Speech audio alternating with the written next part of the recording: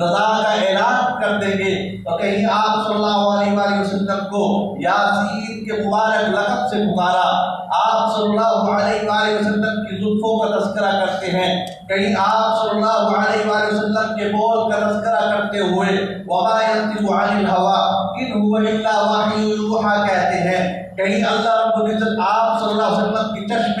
اثر کا تذکرہ کرتے ہوئے ما زاغ البصر وما طغى کہتے ہیں، کہیں آپ صلی اللہ علیہ وآلہ وسلم کے قلب سلیم کا تذکرہ کرتے ہیں۔ اللہ رب العزت نے آپ صلی اللہ علیہ وسلم کی ایک ایک ادا کا تذکرہ اپنے قرآن مجید کے اندر فرمایا، اور آپ صلی اللہ علیہ وآلہ وسلم اتنے اطہر مطہر عظمت والے اشرف اور اعلیٰ ہیں کہ آپ صلی اللہ علیہ وسلم کی سرشت اور مٹی جو لائی گئی وہ مٹی جنت کی مٹی ہے، جس مٹی سے آپ صلی اللہ علیہ وآلہ وسلم کو وجود ملا وہ مٹی دنیا کی مٹی نہیں ہے، وہ اللہ رب العزت نے دنیا کے اس مٹی کو زمین پہ اتار دیا، وہ جنت کی مٹی تھی، جنت زمین کو یہ عظمت بخشی کہ جنت سے مٹی لا کے وہ ٹکڑا جو ہے زمین کے ساتھ جم کر دیا گیا، قانون بھی نہیں بدلا، اپنے پیارے حبیب صلی اللہ علیہ وآلہ وسلم کے لیے اللہ رب العزت کے نے جو ہے دنیا کی مٹی کو بھی پسند نہیں فرمایا۔ اعلیٰ نسب والے اشرف نسب والے اور مورخین نے لکھا سب سے زیادہ اشرف اور اعلیٰ جو نسب تھا وہ آپ صلی اللہ علیہ وآلہ وسلم کا تھا، سب سے زیادہ جو ہے خدمت گزاری کیا کعبۃ اللہ کی اللہ کے گھر کو جو ملی ہے وہ آپ صلی اللہ علیہ وآلہ وسلم کے خاندان کو ملی ہے۔ آپ صلی اللہ علیہ وسلم کے نسب کے اندر چلے جائے، محمد بن عبداللہ بن عبد المطلب بن ہاشم بن عبد مناف بن قصی بن کلاب بن مرہ بن کعب بن لؤی الی آخری، آپ صلی اللہ علیہ وسلم کے جو نسب ہے آخر تک موجود ہے اور وہ تاریخ کے اندر لکھا ہوا ہے، اور ان کی جو بیویاں ہیں ان کے بھی نسب محفوظ ہے، ان کی جو اولادیں ہیں ان کے بھی نسب محفوظ ہے، اور پھر جو ہے مورخین نے ایک ایک عورت کا نام لیا، ایک ایک خاتون کا نام لیا، ایک ایک بچے کا نام لیا، ایک ایک جو ہے بزرگوار کا نام لیا، ان کے پیشے بھی لکھے، ان کی زندگیاں بھی لکھی، تاریخ اٹھا کر کے دیکھ لیجیے،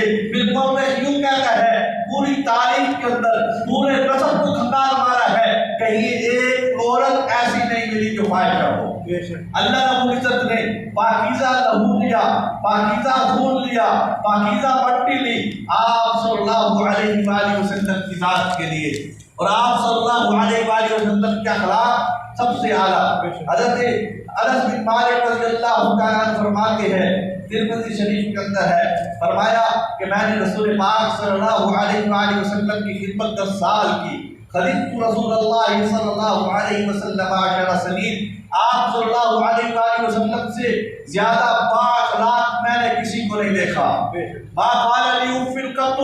میں نے مجھے کبھی آپ صلی اللہ علیہ وسلم نے 10 سال کے عرصے میں بچہ تھا وہ بڑے تھے، میں خادم تھا وہ مخدوم تھے، میں شاگرد تھا وہ استاد تھے، میں بچے کی جگہ پہ تھا وہ والد کی جگہ پہ تھے، لیکن کبھی بھی آپ صلی اللہ علیہ وآلہ وسلم نے مجھے اف بھی نہیں کہا۔ آپ صلی اللہ علیہ وسلم کی ذات، اور آپ جیسے جسم پاکیزہ ویسے روح پاکیزہ، جیسے گفتار پاکیزہ ویسے اخلاق پاکیزہ، اور آپ صلی اللہ علیہ وسلم، اور پھر اللہ نے بنایا بھی تو پوری امت کے لیے اور امتوں کے سردار کے لیے، اور امتوں کے سردار جو امت تھی اس کے لیے آپ صلی اللہ علیہ وسلم کو بنایا۔ ابن ماجہ کی حدیث ہے، آپ صلی اللہ علیہ وآلہ وسلم نے کیا فرمایا، انا حظکم من الانبیاء وانتم حظی من الامم، کہ میں انبیاء میں سے چن کے تمہارے حصے اور کھاتے میں ڈالا گیا ہوں، اے میری امت محمدیہ تم اتنی بہترین ہو کہ ساری امتوں سے چن کر کے میرے حصے کے اندر ڈالی گئی۔ آپ صلی اللہ علیہ وآلہ وسلم کی ذات کی جتنی تعریف کی جائے وہ کم ہے، جتنے اخلاق بیان کیے جائے وہ کم ہے، جتنی جود و سخا کا تذکرہ کیا جائے وہ کم ہے، جتنی عظمت و رفعت اور مقام کا تذکرہ کیا جائے وہ کم ہے۔ آپ صلی اللہ علیہ وآلہ وسلم مرکز کائنات ہیں، اگر آپ کی عزت اور عظمت اور آپ کی رفعت اور مقام نہ ہوتی اللہ پوری کائنات کو پیدا نہ کرتا۔ اس کو جو ہے امام جو ہے قاسم نانوتوی رحمۃ اللہ علیہ نے اس انداز کے اندر بیان کیا، اللہ نے پوری کائنات کو بنایا، پوری کائنات کو بناتے ہوئے پوری کائنات گول ہے، اللہ نے سرکل بنایا، پوری کائنات کے زمانوں کو بنا دیا، زمانوں کو بناتے ہوئے ساری کائنات کے زمانے بھی چلے، اللہ نے زمانوں کے اندر انسانوں کو بھی پیدا کیا، اس کے اندر حالات کو بھی پیدا کیا، ساری کائنات کی جو ہے تقدیر بھی لکھی گئی، لیکن وہ لکھی کس نے کی تھی؟ اور انہوں نے کہا کہ آپ صلی اللہ علیہ وآلہ وسلم کے نور سے لکھی گئی تھی، اور آپ صلی اللہ علیہ وآلہ وسلم کا نور سب سے پہلے پیدا کیا گیا تھا، اور آپ کو مرکز بنایا پوری کائنات کے لیے۔ پھر سمجھایا مرکز کیسے بنایا، پوری کائنات اول سے آخر تک ہے۔ آپ صلی اللہ علیہ وآلہ وسلم مکہ مکرمہ میں پیدا ہوئے ہیں، آپ صلی اللہ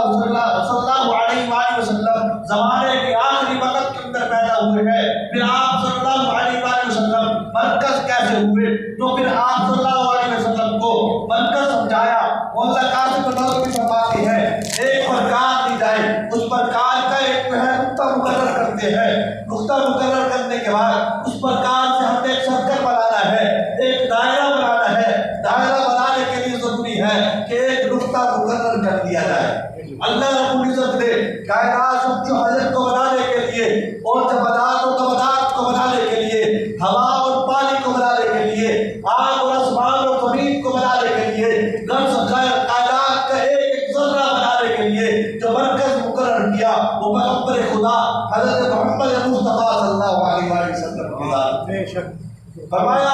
اس پرکار کا ایک نقطہ رکھا،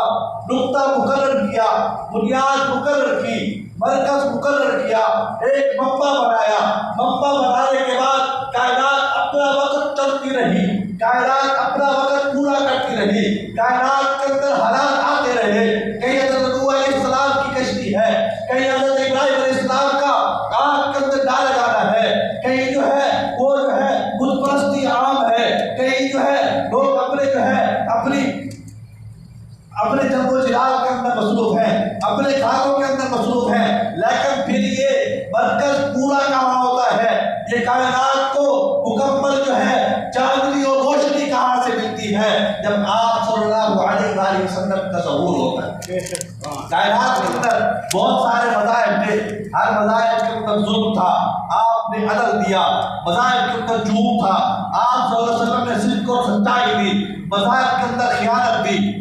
تھی، آپ صلی اللہ علیہ وآلہ وسلم نے امانت سے نوازا، آپ صلی اللہ علیہ وآلہ وسلم نے جو ہے پوری کائنات کے لیے آپ رحمت بن کر کے آئے، خواہ وہ مسلمان ہو اس کے لیے رحمت ہے، آپ صلی اللہ علیہ وسلم کی ذات و برکات خواہ وہ کافر ہو اس کے لیے رحمت ہے۔ اور پھر یہ تو مسلمان اور کافر کی بات ہے، آپ صلی اللہ علیہ وآلہ وسلم مکہ کے لیے نہیں تھے، مومنین کے لیے نہیں تھے، عرب کے لیے نہیں تھے، مکہ کے ایک ٹکڑے کے لیے نہیں تھے، بلکہ آپ صلی اللہ علیہ وآلہ وسلم کی ذات تو شمس و حجر کے لیے بھی تھی، آپ صلی اللہ علیہ وسلم کی ذات تو آسمانوں کے لیے بھی تھی، آپ صلی اللہ علیہ وآلہ وسلم کی ذات تو دریاؤں کے لیے اور سمندروں کے لیے بھی تھی۔ اس لیے محدثین اور مفسرین لکھتے ہیں آپ صلی اللہ علیہ وآلہ وسلم کی موت سے صرف عرب کی سرزمین پہ بند نہیں ہے،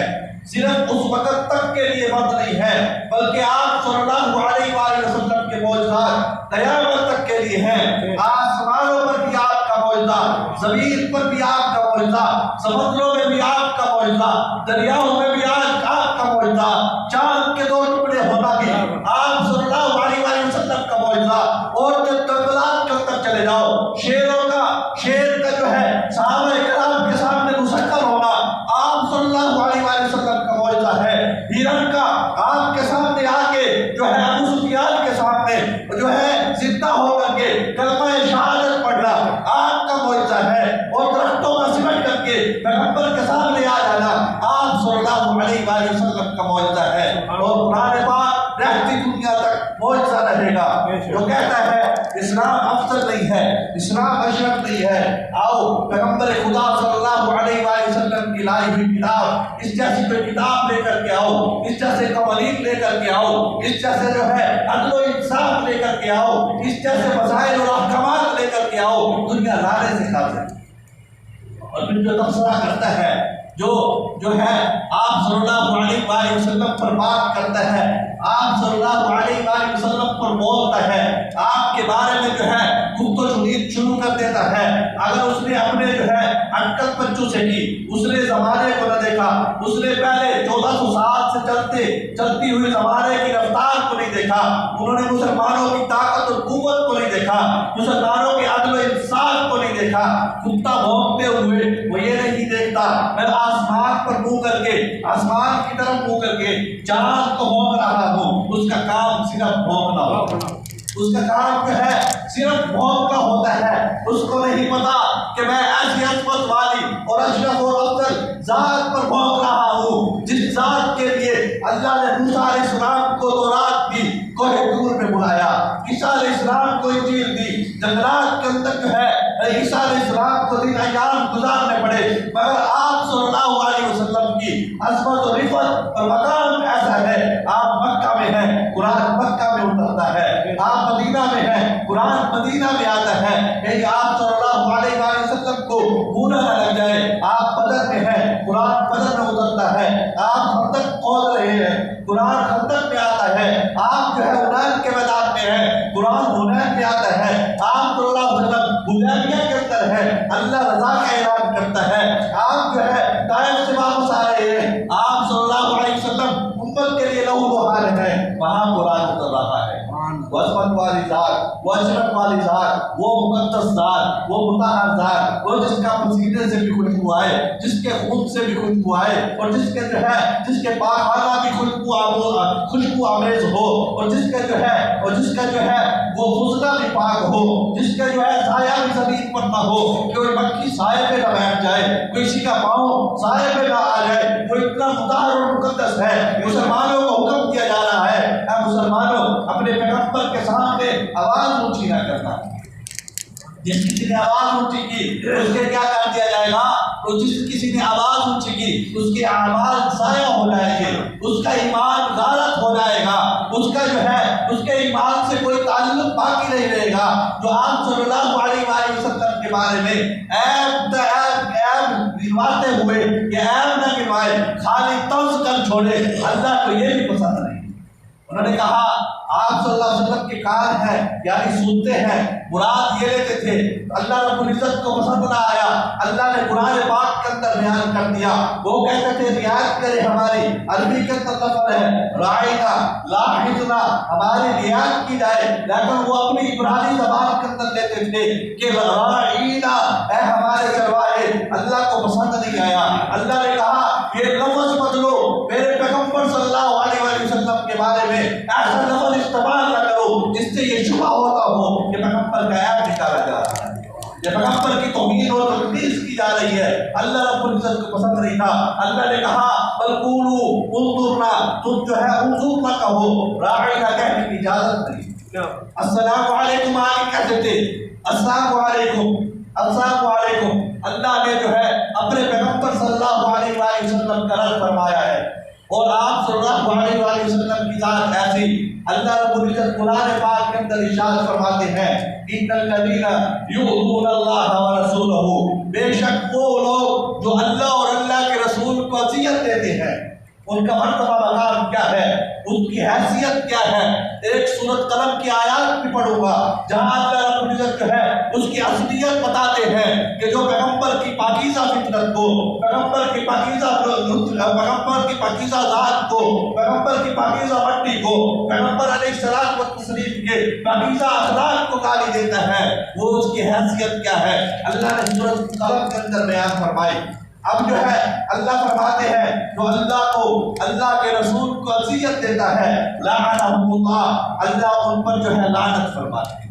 بے شک اللہ کی لعنت ہے اس کے لیے، اللہ کی پھٹکار ہے اس کے لیے، اور محدثین مفسرین نے لکھا لعنت کا اور قتل کا لفظ جہاں آ جائے یہ دونوں کے معنی برابر ہیں، فرمایا قاتلہم اللہ حتی یؤفکون، اللہ انہیں قتل کرے، مار ڈالے، ہلاک کرتے، وہ کہاں پھرے جاتے ہیں، اور محاربین کے لیے کہا خود جو اللہ کے رسول کے سامنے آ کے لڑتے ہیں ان کو کہا قتل الخراسون، انہیں وہ جو ہے قتل کر دیا جائے۔ پھر اللہ فرماتے ہیں جو لوگ اللہ اور اللہ کے رسول کو اذیت دیتے ہیں، جو ان کے بارے میں وظیفہ الفاظ کہتے ہیں یا ایسے الفاظ کہتے ہیں جن الفاظ سے توہین و تقدیس ہو رہی ہو، تو پھر اس میں کیا ہے؟ اللہ کہتے ہیں اللہ نے ان پر لعنت کی، لعنہم اللہ، اور جن پر اللہ کی لعنت ہو جائے اس کے لیے قانون کیا ہے؟ کہیں اس کا مطلب کیا ہے؟ اس لعنت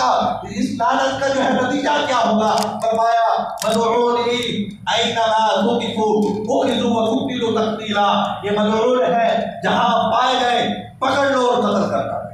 جہاں پائے گئے۔ قرآنی آیت ہے، ترجمہ ہے، کوئی تشریح نہیں، کسی محدث کے الفاظ نہیں، کسی مفسر کی تشریح نہیں ہے۔ ملعونی، اس پر لعنت ہے، اینما ثقفوا، جہاں پائے گئے اخذوا پکڑ لو، قتل کرے، وقتلوا تقتیلا، اور قتل کر دیا جائے۔ یہاں لفظ فرمایا وقتلوا تقتیلا، ان کو قتل کر دیا جائے، تقتیلا اچھی طرح قتل کرنا۔ یہاں یہ کہتے ہیں محدثین، مفسرین نے پھر اس کی تشریح کی، انہوں نے کہا صرف قتل کرنا کافی نہیں، اس کو آگ کے اندر بھی جلایا جائے، اس کو عبرت کا نشان بنایا جائے۔ ایک شخص نے مصر کے اندر جو ہے مناظر، شیخ تلیتلی نام تھا اس کا، اس نے مناظرے کے دوران کہا آپ صلی اللہ علیہ وآلہ وسلم محمد تو یتیم تھے، تنزیہ الفاظ کے اندر کہا، اندلس کے علماء نے اس کو جو ہے قتل کرنے کا فتویٰ دیا اور اس کو آگ کے اندر جلا دیا۔ اور امام مالک رحمۃ اللہ علیہ سے پوچھا گیا، ہارون رشید کے دربار میں بلایا امام مالک رحمۃ اللہ علیہ کو، اور بلا کر بھی کہنے لگے اے امام وقت، آپ ہمیں بتائیے تو صحیح کہ جو پیغمبر صلی اللہ علیہ وآلہ وسلم کو گالی دے اس کی سزا کیا ہے؟ اہل عراق نے، وہاں ایک شخص نے نبی پاک صلی اللہ علیہ وآلہ وسلم کی گستاخی کی، اہل عراق نے اس کو کوڑے لگانے کی سزا دی ہے۔ امام مالک رحمۃ اللہ علیہ کے علم میں جب یہ بات آئی، امام مالک تڑپ گئے اور غصے سے فرمانے لگے ما بقاء امت بعد شقها، کہ امت کو اور نبی پاک صلی اللہ علیہ وسلم کو گالی دی جائے، امت کو جینے کا حق نہیں ہے،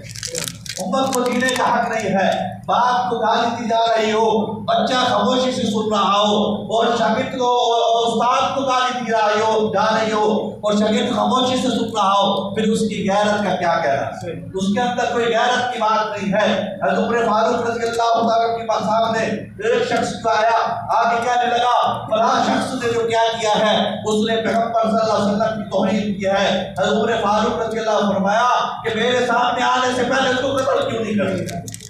آپ صلی اللہ علیہ وآلہ وسلم کے زمانے میں کسی نے جو ہے توہین کی، آپ صلی اللہ علیہ وآلہ وسلم نے فرمایا میں یکفینی عدوی، میرے دشمن کے لیے کون کافی ہوگا؟ ایک صحابی اٹھے، جا کے قتل کر کے اگلے دن آ گئے، یا رسول اللہ میں نے ابو رافع کو قتل کر دیا ہے۔ آپ صلی اللہ علیہ وآلہ وسلم نے فرمایا تو کامیاب ہو گیا، کامیاب ہو گیا، اور امت کا مسلمان فیصلہ ہے۔ کوئی آپ صلی اللہ علیہ امام ابن تیمیہ نے سارے میں مسنون کے اندر اور قاضی عیاض مالکی رحمۃ اللہ علیہ نے شفا کے اندر لکھا ہے، اور علماء کے اقوال درج کیے ہیں، وہ فرماتے ہیں کہ امت کا یہ فیصلہ ہے کہ آپ صلی اللہ علیہ وآلہ وسلم کے بارے میں برے الفاظ کہے، او عابہ، یا عیبدار کرے آپ صلی اللہ علیہ وسلم کو، او تنقصہ، یا آپ صلی اللہ علیہ وآلہ وسلم کی ادنا قسم کی توہین اور تنقیص کرے، قتلا، اس کو قتل کر دیا جائے۔ امام مالک رحمۃ اللہ علیہ نے فرمایا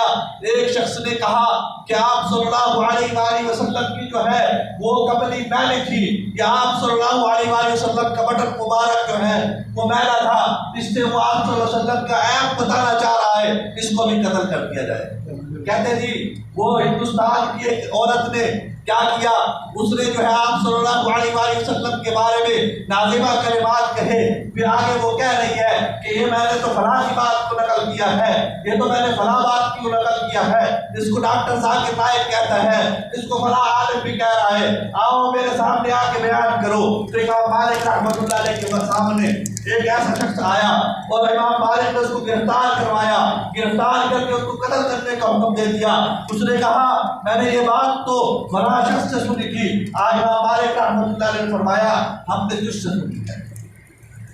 یہ کہے کہ ڈاکٹر ذاکر نائک کہہ رہا ہے، فلاں کہہ رہا ہے، ان کی بات بعد میں ہوگی، ان کے لہجے پہ تبصرہ بعد میں ہوگا، پہلے تیرے لہجے پہ تبصرہ ہوگا، اس پہ فیصلہ ہوگا۔ امت کا فیصلہ یہی ہے کہ اس عورت کو جس نے آپ صلی اللہ علیہ وآلہ وسلم کی آپ کی گستاخی کی ہے، اس کو قتل کر دیا جائے۔ صرف قتل کرنا کافی نہیں ہے بلکہ عبرت کا نشان بنا دیا جائے۔ اور مومنین کی کیا حالت ہے، آج ہم موجود ہیں، صحابہ کرام موجود تھے، جو کوئی بھی تاریخ کے اندر دیکھ لیں، صحابہ تابعین تبع تابعین موجود تھے، آپ صلی اللہ علیہ وآلہ وسلم کی توہین کی جاتی تھی، پوری امت تڑپ جاتی تھی۔ آج ہم جو ہے ہم بھی تڑپے ہوئے ہیں، ہمارے دلوں کے اندر بھی غصہ موجود ہے، لیکن جو ہے ہمارے رویوں کے اندر فرق نہیں آیا۔ چند دنوں کے بعد پھر ہم جو ہے ہندوستانی چیزوں کو استعمال کرنا شروع ہو جائیں گے۔ جب یہ مسئلہ جو ہے ختم ہو جائے گا، پھر ہم کیا کریں گے؟ پھر ہندوستان کے ساتھ رابطے رکھیں گے، پھر جو ہے ان کی فلموں کو اور ان کے جو ہے میڈیا کو، ان کو جو ہے ہم دیکھنا شروع ہو جائیں گے۔ ہماری غیرت کا تقاضا یہ ہے ہم اس کی طرف کبھی آنکھ اٹھا کے بھی نہ دیکھیں، ان کی چیزوں کو کبھی استعمال نہ کریں، ہم ہمیشہ ہمیشہ کے لیے ان کا بائیکاٹ کریں۔ سوشل بائیکاٹ ہو، معاشرتی بائیکاٹ ہو، ہر طرح سے بھی ان کا کیا کیا جائے، بائیکاٹ کیا جائے۔ سب کریں گے انشاءاللہ۔ اور ہمارا حکومت سے مطالبہ ہے آپ اپنے جو ہے اپنے رابطے ختم کر دیں اور ہندوستان کا جو سفیر ہے اس کو ملک بدل کیا جائے، اور وہاں جو ہے سارے پارلیمنٹ بھی ہیں، وہاں جا کے ان کو جو ہے احتجاج ریکارڈ کروائیں آپ صلی اللہ علیہ وآلہ وسلم کی عزت پر۔ اور ایک وہ بھی کرکٹر ہے جس نے کہا کبھی میں ہندوستان میں کرکٹ کھیلنے کے لیے قدم نہیں رکھوں گا۔ آپ صلی اللہ علیہ وآلہ وسلم کی محبت کا تقاضا یہ ہے کہ ہم ان کی طرف آنکھ اٹھا کے بھی نہ دیکھیں، جہاں وہ موجود ہو ہم ان کا جو ہے بائیکاٹ کریں۔ اس کے لیے جو ہے ہم اپنے دلوں کو، اپنے ایمانوں کو جو ہے وہ روشن کریں، اور آپ صلی اللہ علیہ وآلہ وسلم کی سچی محبت کو دل کے اندر بٹھائیں۔ کوئی آپ صلی اللہ علیہ وسلم کا ایک ادنا سا بھی عیب نکالے، اس کو کوئی قتل کر دے، اس سے پوچھا نہیں جائے گا۔ اللہ تعالیٰ سے دعا ہے آپ کی سچی محبت، سچی لگن اور عظمت جو ہے دل میں بٹھانے کی توفیق عطا فرمائے۔ وآخر دعوانا الحمدللہ رب العالمین۔